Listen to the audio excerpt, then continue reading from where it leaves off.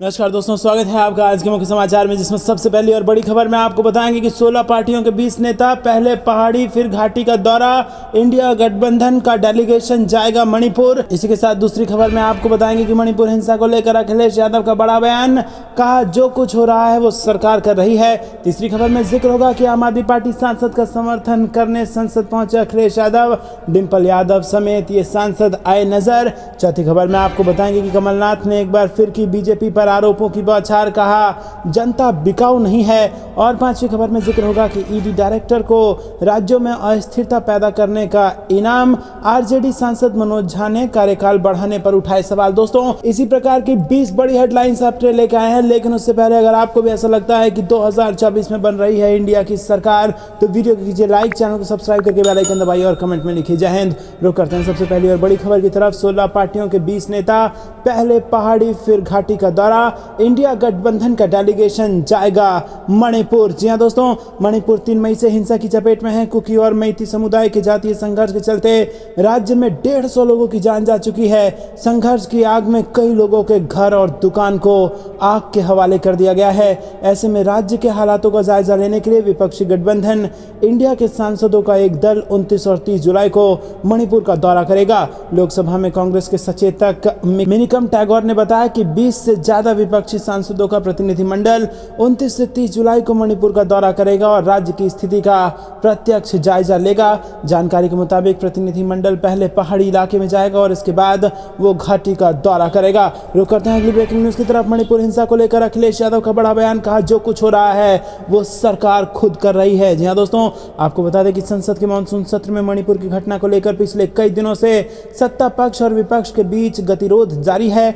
मणिपुर हिंसा को लेकर विपक्ष लगातार पीएम मोदी से दोनों सदनों में जवाब की मांग कर रहा है और इसी बीच समाजवादी पार्टी प्रमुख अखिलेश यादव ने इस मुद्दे पर बीजेपी और प्रधानमंत्री नरेंद्र मोदी पर हमला बोला है। उन्होंने मणिपुर हिंसा को लेकर सरकार को जिम्मेदार ठहराया है। अखिलेश यादव ने कहा कि मणिपुर में जो कुछ भी हो रहा है वो सरकार कर रही है। अगर सरकार को इसे लेकर जागरूक सरकार होती तो घटनाएं कम होती, इसीलिए प्रधानमंत्री और बीजेपी लोकसभा का सामना नहीं कर रहे हैं। जब प्रधानमंत्री ने संसद की सीढ़ियों पर माथा टेका तो लगा था कि लोकतंत्र मजबूत होगा, लेकिन वो सरकार आज लोकसभा का सामना नहीं कर पा रही है। तो दोस्तों, अगर आप भी अखिलेश यादव की इस बात का समर्थन करते हैं तो वीडियो को लाइक जरूर कीजिए। अगर आप भी ऐसा मानते हैं कि जो कुछ भी मणिपुर में हो रहा है वो सरकार कर रही है तो कमेंट में अपनी राय बताइए। वीडियो लाइक करना मत भूलिएगा। रुक करते हैं अगली ब्रेकिंग न्यूज की तरफ। आप सांसद का समर्थन करने संसद पहुंचे अखिलेश यादव, डिम्पल यादव समेत कई सारे सांसद आए नजर। जी हाँ दोस्तों, यहां पर संसद के पूरे सत्र से निलंबित किए जाने के बाद आम आदमी पार्टी के सांसद संजय सिंह संसद भवन परिसर में धरने पर बैठे हुए हैं। इस दौरान Indian national developmental inclusive alliance यानी कि इंडिया के तमाम दल उनका समर्थन करने आ रहे हैं। समाजवादी पार्टी प्रमुख अखिलेश यादव भी गुरुवार को उनका समर्थन करने संसद भवन पहुंचे थे। अखिलेश यादव ने संजय सिंह के साथ अपनी तस्वीरें ट्वीट कर शेयर करते हुए लिखा, मणिपुर में जो हो रहा है वो इतना विभत्स है कि भाजपा सरकार को नैतिक और राजनीतिक जिम्मेदारी लेते हुए अपने आप ही अपने खिलाफ ही अविश्वास प्रस्ताव ले आना चाहिए था। अखिलेश यादव के साथ सपा सांसद और उनकी पत्नी डिम्पल यादव भी मौजूद थी और सपा प्रमुख के साथ लोकसभा सांसद एसटी हसन भी संजय सिंह का साथ समर्थन करने पहुंचे थे। दोस्तों, रुक करते हैं अगली ब्रेकिंग न्यूज की तरफ। कमलनाथ ने एक बार फिर बीजेपी पर कर दी आरोपों की बौछार, कहा जनता बिकाऊ नहीं है। जी हाँ दोस्तों, प्रदेश कांग्रेस अध्यक्ष कमलनाथ ने शुक्रवार को मध्य प्रदेश कांग्रेस पान उत्पादक एवं व्यवसाय प्रकोष्ठ के 84वां तंबोली प्रतिनिधि सम्मेलन को संबोधित किया। इस मौके पर उन्होंने कहा कि कांग्रेस की सरकार बनने पर उनकी मांगे पूरी होंगी और वो उन्हें निराश नहीं होने देंगे। इस अवसर पर कमलनाथ ने बीजेपी पर जमकर हमला बोला और कहा कि उसने प्रदेश का बंटाधार कर दिया है। कमलनाथ ने कहा कि बीजेपी सोचती है कि वो झूठे वादे करके मध्य प्रदेश की जनता को खरीद सकते हैं, लेकिन जनता बिकाऊ नहीं है। उन्होंने कहा कि अब शिवराज सिंह चौहान जी की घोषणा मशीन डबल स्पीड से चल रही है, क्योंकि ये जानते हैं कि प्रदेश की जनता इन्हें अच्छी तरह जान गई है। उन्होंने कहा कि आज मध्य प्रदेश आदिवासियों पर अत्याचार के मामले में नंबर 1 है।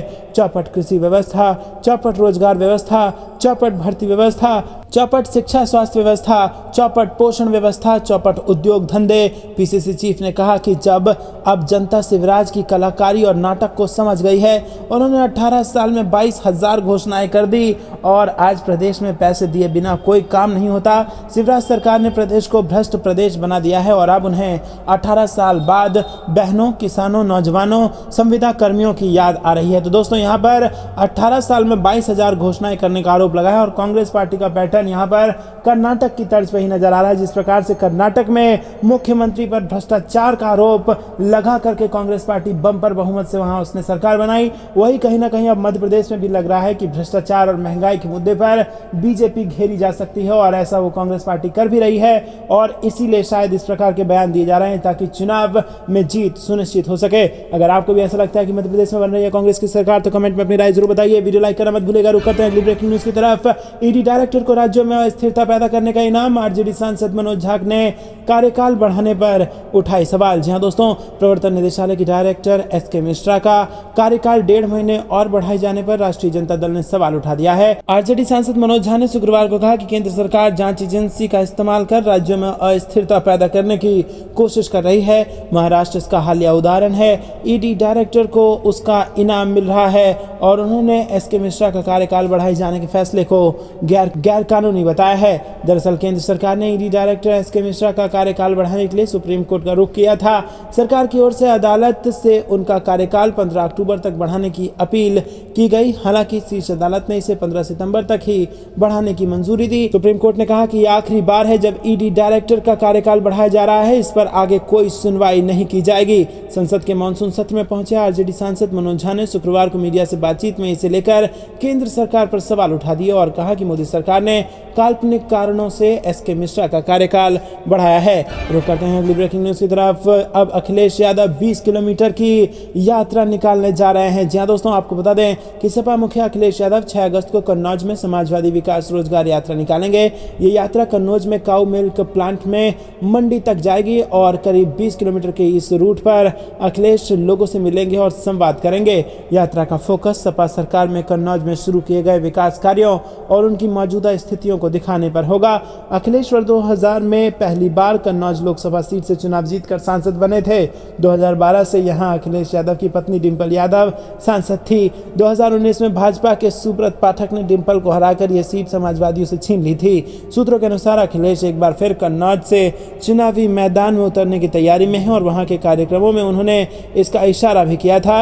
यही वजह है कि कन्नौज में अखिलेश की सक्रियता भी बढ़ी है और इसी कड़ी में अब वो यात्रा निकालने जा रहे हैं और सपा के राष्ट्रीय सचिव राजेंद्र चौधरी का कहना है कि ये यात्रा भाजपा सरकार के दौर में कन्नौज सहित पूरे प्रदेश में विकास कार्यों की बर्बादी को रेखांकित करेगी। रुक करते हैं अगली ब्रेकिंग न्यूज की तरफ। सीएम मान का मोदी सरकार पर कड़ा प्रहार। कहा, जब देश पीएम, गृहमंत्री और राज्यपालों को ही चलाना है तो फिर हम क्या करें। जी हाँ दोस्तों, आपको बता दें कि पंजाब के मुख्यमंत्री भगवंत मान ने केंद्र सरकार पर जमकर हमला बोला और कहा कि मोदी एंड कंपनी देश के लोकतंत्र के लिए खतरा खड़ा कर रही है। अगर देश को पीएम, गृहमंत्री और 28 राज्यपाल द्वारा चलाना है तो देश में चुनाव करवाकर पैसा बर्बाद करने की क्या जरूरत है। लोकतंत्र में इस खतरनाक प्रवृत्ति को तुरंत रोकने की जरूरत है। सीएम मान ने नरेंद्र मोदी सरकार पर विपक्ष की आवाज दबाने तथा देश में नफरत की राजनीति को बढ़ावा देने का आरोप लगाया। मुख्यमंत्री भगवंत मान संसद परिसर में आम आदमी पार्टी के राज्यसभा सदस्य संजय सिंह के निलंबन के खिलाफ प्रदर्शन कर रहे विपक्षी सांसदों के साथ शामिल हुए और उन्होंने कहा कि ये दुर्भाग्यपूर्ण है कि सत्तारूढ़ गठबंधन सांसदों को जनता से जुड़े मुद्दों को उठाने नहीं देता। मान ने कहा कि निर्वाचित प्रतिनिधियों की आवाज दबाने का ये निरंकुश तरीका और वो भी इस लोकतंत्र के मंदिर में पूरी तरह अवांछित है। उन्होंने कहा कि प्रधानमंत्री अपने मन की बात रेडियो कार्यक्रम में बात करना पसंद करते हैं लेकिन वो देश के लोगों की बात सुनने के लिए कभी तैयार नहीं रहते। उन्होंने कहा कि देश के बुद्धिमान लोकतंत्र पसंद लोग इसे कभी स्वीकार नहीं करेंगे और वो बीजेपी तथा उसके सहयोगियों को करारा सबक सिखाएंगे। रुक करते हैं अगली ब्रेकिंग न्यूज की तरफ। 2 पत्रकार समेत 27 लोग लापता। पश्चिमी और पूर्वी इम्फाल समेत कई जिलों में भारी तनाव। मणिपुर हिंसा से बड़ी खबर। जी हां दोस्तों, मणिपुर हिंसा लगातार उग्र होता नजर आ रहा है। एक तरफ तो केंद्र और राज्य सरकार शांति के लिए लगातार संबंधित समुदायों से बात कर रही है तो वहीं दूसरी ओर उग्र लोगों का हिंसक विरोध भी लगातार जारी है। बीते गुरुवार को राजधानी इम्फाल समेत कई इलाकों में स्थिति बेहद भीषण बन रही है। खबरों के अनुसार 27 जुलाई को हिंसा प्रभावित मणिपुर में 2 पत्रकार, 2 नाबालिग और 2 महिलाओं सहित कम से कम 27 गैर आदिवासी व्यक्ति लापता हैं। स्थानीय मीडिया के मुताबिक लापता बताए जा रहे पत्रकारों के नाम समरेंद्र सिंह और किरण कुमार सिंह हैं। रुक करते हैं अगली ब्रेकिंग न्यूज की तरफ।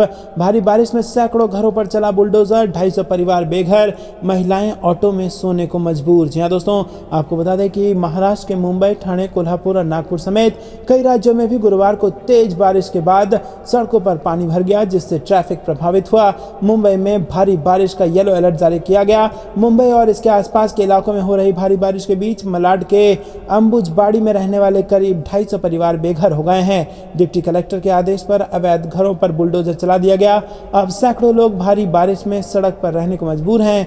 नियमों के अनुसार बारिश के मौसम में किसी का भी घर नहीं तोड़ा जा सकता है, लेकिन इसके बावजूद की गई इस कार्रवाई के बाद अब ये मुद्दा महाराष्ट्र विधानसभा में भी उठा। दोस्तों, रुक करते हैं अगली ब्रेकिंग न्यूज की तरफ। मणिपुर पर अखिलेश यादव का बीजेपी पर तंज, कहा भाजपा को अपने खिलाफ लाना चाहिए था अविश्वास प्रस्ताव। जी हां दोस्तों, मणिपुर के बीते 78 दिनों में फैली हिंसा को लेकर सत्ता पक्ष और विपक्ष आमने सामने है और पीएम मोदी के संसद में बयान को लेकर जहां विपक्ष अड़ा है तो अविश्वास प्रस्ताव लाकर सदन में पीएम मोदी के भाषण पर जोर दे रहा है और वहीं दूसरी ओर विपक्ष का डेलीगेशन मणिपुर का दौरा करेगा। आने वाले लोकसभा चुनाव 2024 को लेकर भी विपक्ष इस मुद्दे को लेकर मोदी सरकार को घेर रहा है और इसी क्रम में मोदी सरकार के खिलाफ विपक्ष अविश्वास प्रस्ताव लेकर आया। बता दें कि गुरुवार को अखिलेश यादव और डिंपल यादव ने संसद पहुंचकर विपक्षी दल के गठबंधन इंडिया से मुलाकात की थी। रुक करते हैं अगली ब्रेकिंग न्यूज की तरफ। 10,000 किसानों को मिलेगा 21 करोड़ रुपए का अनुदान, मुख्यमंत्री ने प्रस्ताव को दे दी स्वीकृति। जी हां दोस्तों, मुख्यमंत्री अशोक गहलोत ने 10,000 किसानों को new generation technology, auto sensors और फर्टिगेशन के प्रयोग के लिए 75% सब्सिडी देने के प्रस्ताव को स्वीकृति दे दी है।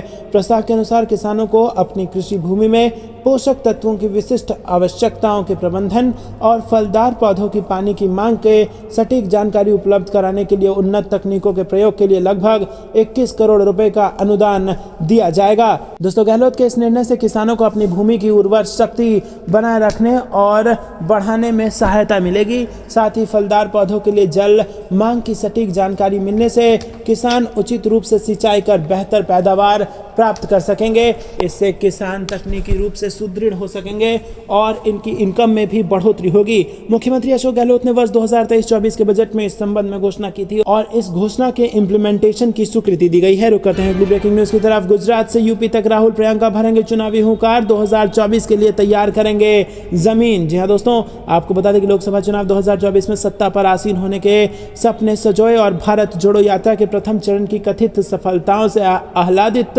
कांग्रेस पार्टी उत्तर प्रदेश में संगठन को खड़ा करने में जुटी है। कमान स्वयं पार्टी के पूर्व राष्ट्रीय अध्यक्ष राहुल गांधी ने संभाली है और इसके लिए राहुल गांधी भारत जोड़ो यात्रा 2 पर निकल जाएंगे। दोस्तों, गुजरात के पोरबंदर से आरंभ होकर यात्रा उत्तर प्रदेश में आएगी और लगभग 25 दिनों में प्रदेश के 15 जिलों से यात्रा गुजरेगी। यात्रा का पड़ाव प्रयागराज में भी होगा और उस दौरान राहुल गांधी व उनकी बहन प्रियंका गांधी आनंद भवन स्थित स्वराज भवन में रुकेंगे। दोस्तों, रुक करते हैं अगली ब्रेकिंग न्यूज की तरफ। विपक्ष नेताओं पर दर्ज किए जा सकते हैं झूठे मुकदमे, ईडी डायरेक्टर के एक्सटेंशन पर इंडिया के नेताओं का आरोप। जी हां दोस्तों, संसद परिसर में शुक्रवार को मौजूद रहे विपक्षी गठबंधन इंडिया के नेताओं ने प्रवर्तन निदेशालय के डायरेक्टर को एक और एक्सटेंशन दिए जाने पर हैरानी जताई और सांसदों ने आशंका भी जताई है कि आने वाले कुछ दिनों में विपक्षी नेताओं पर झूठे मुकदमे दर्ज किए जा सकते हैं। दोस्तों, विपक्ष का कहना है कि सुप्रीम कोर्ट की तल्ख टिप्पणी के बावजूद आखिर क्यों मौजूदा डायरेक्टर को एक्सटेंशन दिया जा रहा है। राज्यसभा की कार्रवाई स्थगित होने के उपरांत संसद से बाहर निकलते हुए कांग्रेस के राज्यसभा सांसद प्रमोद तिवारी ने कहा कि जब सुप्रीम कोर्ट एक बार ऑब्जर्वेशन दे चुका है कि आपके पास कोई और सक्षम अधिकारी नहीं है, बावजूद इसके ईडी डायरेक्टर संजय मिश्रा को सरकार द्वारा 1.5 महीने का एक्सटेंशन दिया गया। मोदी सरकार को सुप्रीम झटका।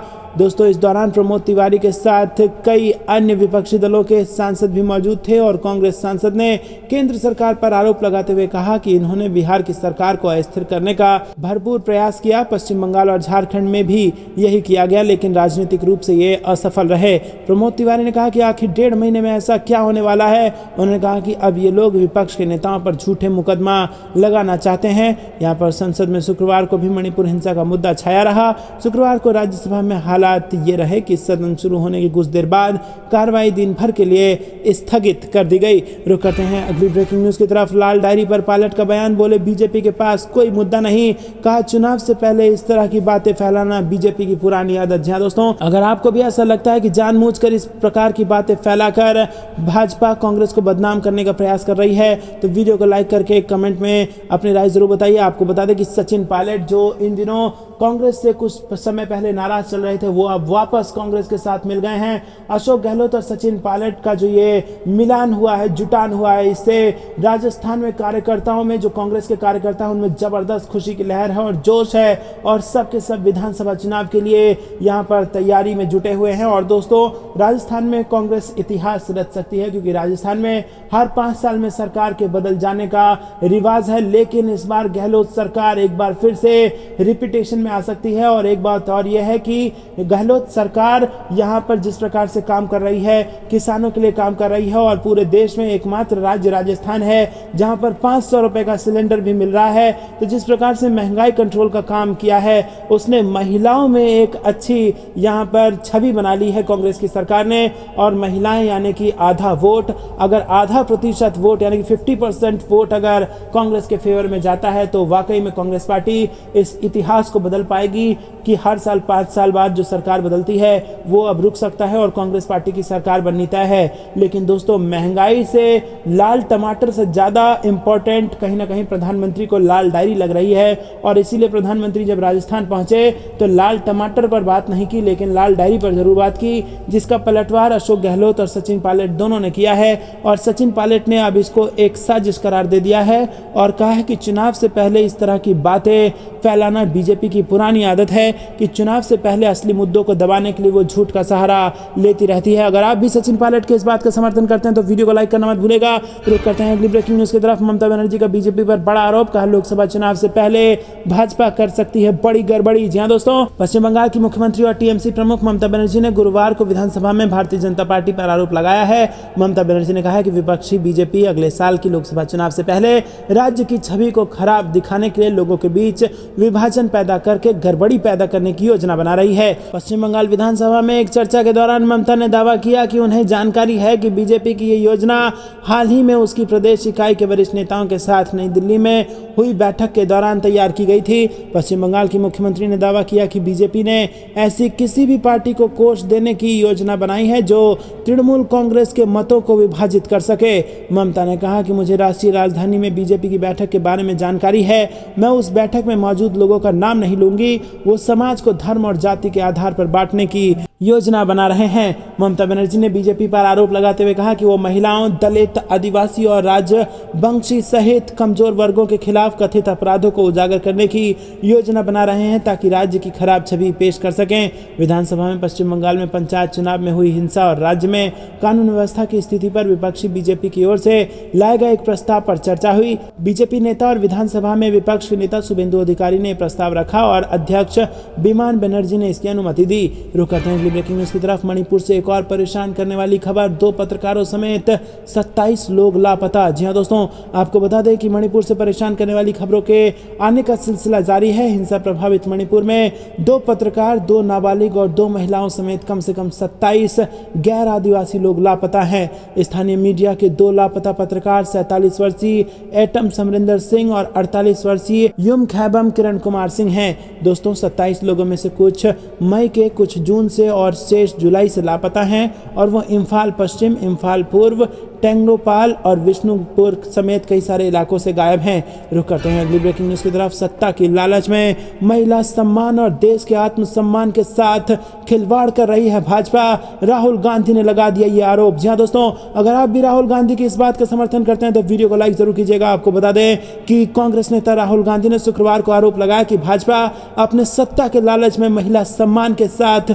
देश के स्वाभिमान से भी खेल रही है। एक फेसबुक पोस्ट में राहुल गांधी ने केंद्र सरकार पर हमला हमला करने के लिए यौन उत्पीड़न की घटना के बारे में मीडिया रिपोर्टों के साथ बनाया गया एक वीडियो मॉन्टेज साझा किया। पूर्व कांग्रेस अध्यक्ष ने अपने हिंदी में दिए गए एक पोस्ट में कहा कि जो देश अपनी महिलाओं का सम्मान नहीं करता वो कभी आगे नहीं बढ़ सकता। सत्ता के लोभ में भाजपा महिला सम्मान और देश के आत्मसम्मान दोनों के साथ खिलवाड़ कर रही है। राहुल गांधी की टिप्पणी हिंसा प्रभावित मणिपुर में स्थिति से निपटने को लेकर सरकार पर विपक्ष के लगातार हमले के बीच आई है। तो दोस्तों ये थी दिनों की सारी जरूरी और बड़ी खबरें। अंत तक बने रहने के लिए बहुत बहुत धन्यवाद। जाने से पहले वीडियो को लाइक और चैनल को सब्सक्राइब करके बेल आइकन दबाइए और कमेंट में लिखिए जय हिंद, जय भारत।